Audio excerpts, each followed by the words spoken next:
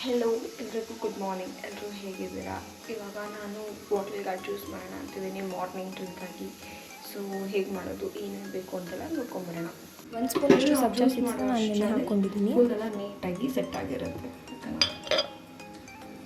ಒಂದು ಸೈಡ್ಗೆ ಇಡ್ತಾ ಇದ್ದೀನಿ.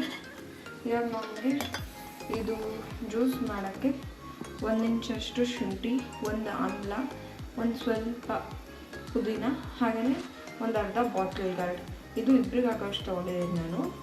ಸೊ ಇವಾಗ ಇದನ್ನೆಲ್ಲ ಮಿಕ್ಸಿಯಲ್ಲಿ ಹಾಕ್ಕೊಂಡು ರುಬ್ಕೊಂಬರೋಣ. ಇವಾಗ ರುಬ್ಕೊಂಬಂದಿದ್ದೀನಿ. ಇದನ್ನು ಸ್ಟ್ರೈನ್ ಮಾಡ್ಕೋಬೇಕು. ಇವಾಗ ನಾನು ಕ್ಲಾತಿಂದ ಸ್ಟ್ರೈನ್ ಮಾಡ್ಕೋತಾ ಇದ್ದೀನಿ. ನೀವು ಫಿಲ್ಟರ್ನ ಕೂಡ ಯೂಸ್ ಮಾಡಿಕೊಂಡು ಫಿಲ್ಟರ್ ಮಾಡ್ಕೊಳ್ತೀನಿ.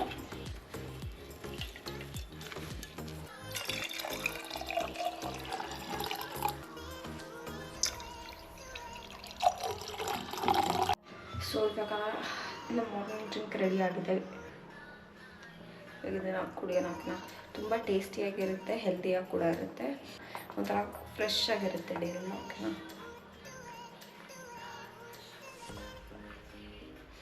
ಆಮೇಲೆ ಬಾಟ್ಲ್ ಗಾರ್ಡಿಂದ ತುಂಬಾ ಹೆಲ್ತ್ ಬೆನಿಫಿಟ್ಸ್ ಇದೆ. ಸೊ ಈ ಥರ ನಮ್ಮ ಡಯಟಲ್ಲಿ ನಾವು ಅದನ್ನು ಇನ್ಕ್ಲೂಡ್ ಮಾಡಿಕೊಂಡ್ರೆ ಅದ್ರ ಬೆನಿಫಿಟ್ಸ್ ಕೂಡ ತೊಗೋಬೋದು, ಹಾಗೆಯೇ ಟೇಸ್ಟಿಯಾಗಿ ಕೂಡ ಎಂಜಾಯ್ ಮಾಡ್ಬೋದು. ಸೊ ನೀವು ಒಂದ್ಸಲ ಟ್ರೈ ಮಾಡಿ, ಹೇಗೆ ಬಂತು ಅಂತ ಕಮೆಂಟ್ ಸೆಕ್ಷನಲ್ಲಿ ತಪ್ಪದೆ ನನಗೆ ಹೇಳಿ. ಓಕೆನಾ? ಮಾರ್ನಿಂಗ್ ಡ್ರಿಂಕ್ ಕುಡ್ದಿದ್ದಾದಮೇಲೆ ನಾನು ನನ್ನ ಹೇರ್ಗೆ ಆಯಿಲ್ ಅಪ್ಲೈ ಮಾಡ್ಕೋತಾ ಇದ್ದೆ. ಇದು ನಾನು ಮನೆಯಲ್ಲೇ ಮಾಡ್ಕೊಂಡಿದ್ದು ಆನಿಯನ್ ಹೇರ್ ಆಯಿಲ್. ತುಂಬಾ ಹೇರ್ ಫಾಲ್ ಆಗ್ತಿತ್ತು. ಸೊ ಹಾಗಾಗಿ ಈ ಹೇರ್ ಫಾಲ್ನ ಕಂಟ್ರೋಲ್ ಮಾಡೋದಕ್ಕೋಸ್ಕರ ಮನೆಯಲ್ಲೇ ಹೇರ್ ಆಯಿಲ್ ಪ್ರಿಪೇರ್ ಮಾಡ್ಕೊಂಡಿದ್ದೆ. ನೆಕ್ಸ್ಟ್ ವ್ಲಾಗಲ್ಲಿ ಇದರ ರೆಸಿಪಿನ ಆದರೆ ಖಂಡಿತ ಶೇರ್ ಮಾಡ್ತೀನಿ. ಸೊ ಇದನ್ನು ಯೂಸ್ ಮಾಡಿದ್ಮೇಲೆ ನನಗೆ ಹೇರ್ ಫಾಲ್ ಸಿಗ್ನಿಫಿಕೆಂಟ್ಲಿ ಕಮ್ಮಿ ಆಗಿದೆ, ಬಟ್ ಕಂಪ್ಲೀಟಾಗಿ ರೆಡ್ಯೂಸ್ ಆಗಿಲ್ಲ. ಇವಾಗಿನ ಸ್ಟಾರ್ಟ್ ಮಾಡಿ 2 ವೀಕ್ಸ್ ಆಗಿದೆ. ಸೊ ಇದರ ರಿಸಲ್ಟ್ ಹೇಗಿರುತ್ತೆ ಅಂತ ನೋಡಿಕೊಂಡು ನಾನು ನಿಮಗೆ ನೆಕ್ಸ್ಟ್ ವ್ಲಾಗಲ್ಲಿ ಇದ್ರ ಬಗ್ಗೆ ಮಾಹಿತಿ ಕೊಡ್ತೀನಿ. ಹೇರ್ ಆಯಿಲ್ ಅಪ್ಲೈ ಮಾಡ್ಕೊಂಡಿದ್ದಾದಮೇಲೆ ನಾನು ಹೊರಗಡೆ ರಂಗೋಲಿ ಎಲ್ಲ ಹಾಕಿದೆ. ಅದಾದಮೇಲೆ ಸ್ನಾನ ಮಾಡಿಕೊಂಡು ದೇವ್ರ ಪೂಜೆ ಮಾಡಿ ಈಗ ಟಿಫಿನ್ಗೆ ಗೋಬಿ ಮಟರ್ ಪಲ್ಯ ಮಾಡಿಕೊಂಡು ಅದ್ರ ಜೊತೆ ಸ್ವಲ್ಪ ಚಪಾತಿ ಮಾಡ್ಕೊತಾ ಇದ್ದೀನಿ. ಸೊ ಒಂದು ಬಾಣಲಿಗೆ ಆನಿಯನ್, ಟೊಮೆಟೊ, ಕ್ಯಾಶು ಇದೆಲ್ಲ ಹಾಕಿ ಚೆನ್ನಾಗಿ ಫ್ರೈ ಮಾಡಿಕೊಂಡು ಅದನ್ನು ಮಿಕ್ಸಿಲಿ ರುಬ್ಕೋಬೇಕು. ಹಾಗೆ ಒಂದು ಬಾಣಲಿಲಿ ಎಣ್ಣೆ ಹಾಕಿ ಅದ್ರ ಜೊತೆ ಒಂದು ಸ್ವಲ್ಪ ಜೀರಿಗೆ ಹಾಕಿ ನಾವು ಮಾಡಿಟ್ಕೊಂಡಿದ್ದಂಥ ಪೇಸ್ಟ್ನ ಆ್ಯಡ್ ಮಾಡ್ಕೋಬೇಕು. ಆದಮೇಲೆ ಇದನ್ನು ಚೆನ್ನಾಗಿ ಕೈ ಆಡಿಸ್ಕೋಬೇಕು. ಇದರಲ್ಲಿರೋ ಹಸಿ ವಾಸನೆ ಎಲ್ಲ ಹೋಗಿದ್ದು ಆದಮೇಲೆ ನಾವು ಇದಕ್ಕೆ ಒಂದು ಸ್ವಲ್ಪ ಅರಿಶಿನ, ಹಾಗೆಯೇ ಒಂದು ಸ್ವಲ್ಪ ಕಾಶ್ಮೀರಿ ಲಾಲ್ ಮಿರ್ಚ್ ಪೌಡರ್ನ ಹಾಕ್ಕೊಂಡು ಇದು ಎಣ್ಣೆ ಎಲ್ಲ ಬಿಡೋವರೆಗೂ ಇದನ್ನು ಚೆನ್ನಾಗಿ ಫ್ರೈ ಮಾಡ್ಕೋಬೇಕಾಗುತ್ತೆ. ಆಮೇಲೆ ಇದಕ್ಕೆ ರುಚಿಗೆ ತಕ್ಕಷ್ಟು ಉಪ್ಪನ್ನು ಕೂಡ ನಾನು ಆ್ಯಡ್ ಮಾಡ್ಕೊಂಡಿದ್ದೀನಿ. ಇವಾಗ ಇದನ್ನು ಕ್ಲೋಸ್ ಮಾಡಿ ಕುಕ್ ಮಾಡ್ಕೊಳ್ಳೋಣ.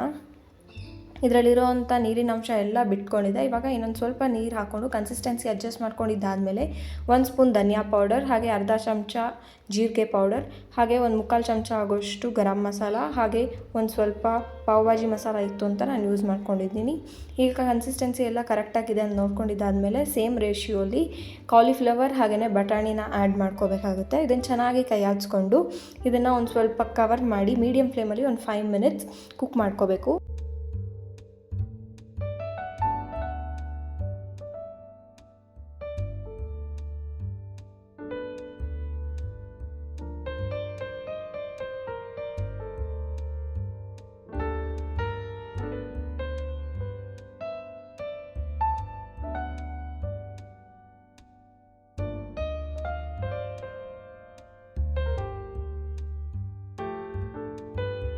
ಈಗ ಪಲ್ಯ ಚಪಾತಿ ಎರಡೂ ರೆಡಿಯಾಗಿದೆ. ನಾನು ಇದನ್ನು ಆನಿಯನ್ ಕುಕುಂಬರ್ ಲೆಮನ್ ಜೊತೆ ಸರ್ವ್ ಮಾಡಿದ್ದೀನಿ. ಹೇಗಿತ್ತು ಅಂತ ನೀವು ಟ್ರೈ ಮಾಡಿ.